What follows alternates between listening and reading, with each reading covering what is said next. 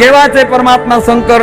તો કહ્યું આદિ, અંત અને મધ્ય એ ત્રણેયમાં જે નિત્ય મંગલમય છે. કેવા છે? મંગલમય.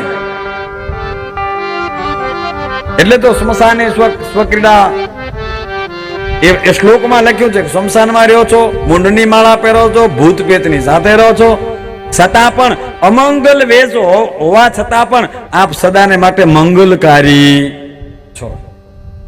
તો આદિ, અંત અને મધ્યમાં સદાને માટે આપ મંગલકારી છો. બીજું સમાન ભાવ માર્યમ, આપના સમાન બીજો જગતમાં કોઈ છે? તમારા જેવો જગતમાં બીજો કોઈ છે? અને ભોળાનાથ જેવો જગતમાં બીજો એક બતાવી દો. હાલો, આ જગતમાં બીજો કોઈ છે ભગવાન ભોળાનાથ જેવો? એના જેવો જગતમાં બીજો કોઈ નથી, એના સમાન કોઈ નથી. એના જેવાની તો વાત જવા દો, એના સમાન પણ કોઈ આ જગતમાં બીજો છે નહીં.